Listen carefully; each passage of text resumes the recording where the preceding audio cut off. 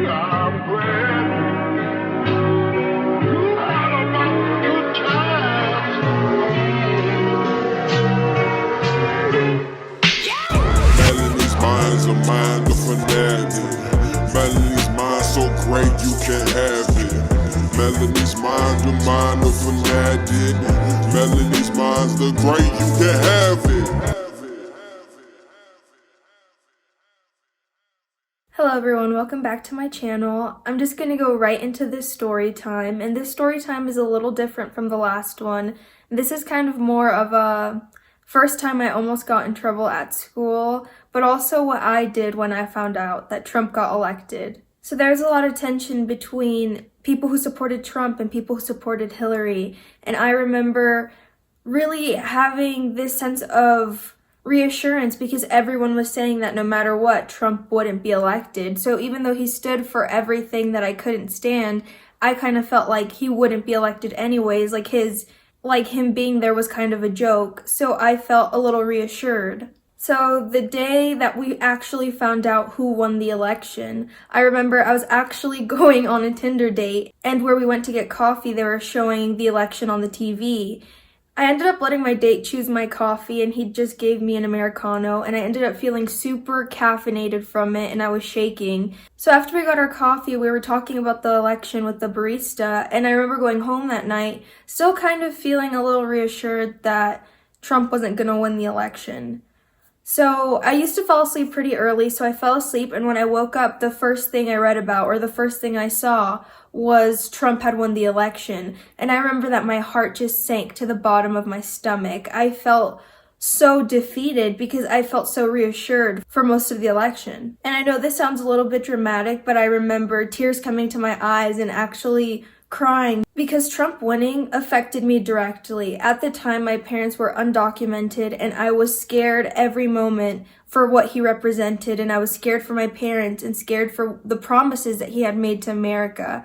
I knew that I couldn't be the only person that felt that way, that woke up that morning and felt fear just flow through their freaking bodies, thinking about their family or themselves even. So I remember taking all of those emotions, and I really was into poetry at that time, and the way that I expressed my feelings was writing it down. So I wrote down a poem super quickly of how I was feeling at that time. And after I finished writing it, I knew that it was something that I had to share with multiple people, that I wanted multiple individuals to hear, because after I wrote it, I felt lifted, and I was hoping that my writing could also lift someone else's spirits that was down that day. So the poem goes, "Make America great again?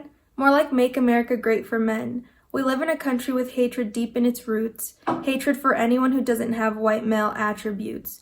How can so many people in our country believe a coward will make America great when he stands for everything America hates? We have fought for liberty and justice for all. We have fought to make America the land of the free and the home of the brave. So what a deep shame that the coward that represents our country is making every individual who fought for equality, justice, and liberty since the beginning of time weep in their graves. Though our situation seems hopeless, our country must stay strong. If we stand up and fight, we can right the wrong."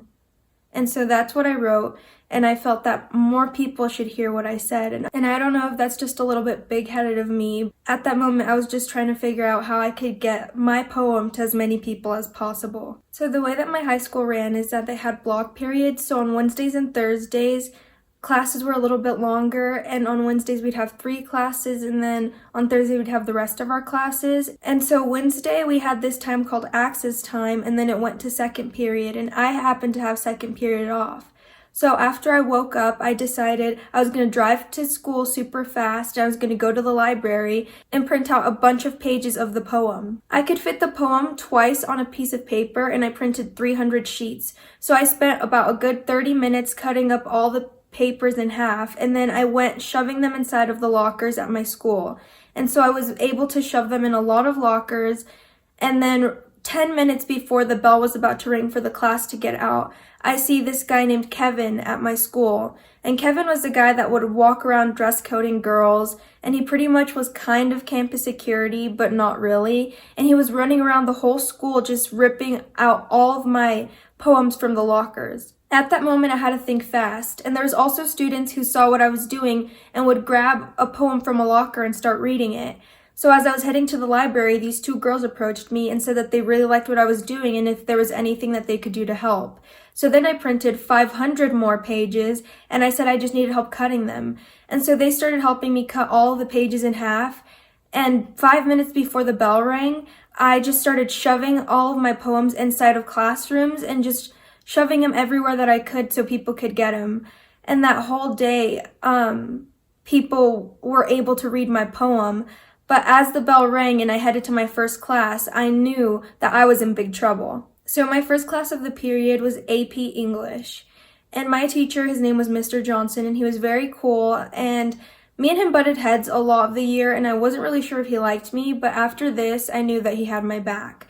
So I went into the class, I showed him a poem, he read it, he really liked it, and I said I might be in trouble. So I sat down, and as soon as I sat down, Kevin came into the classroom and said, I need Melanie, like she needs to come with me.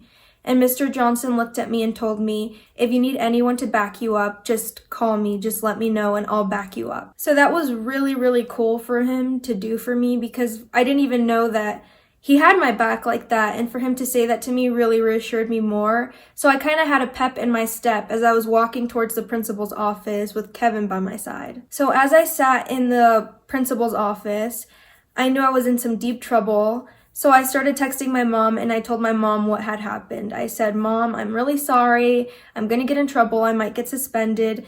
It's because I put a poem everywhere.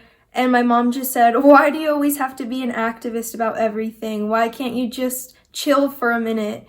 And she wasn't really angry or anything, which was really nice. But then the principal called me into her office and I was really scared, but I stood by what I had written and I knew that I didn't do anything bad. So the principal at my high school was a really nice lady, and she told me that she really liked my poem and she agreed with everything that I said.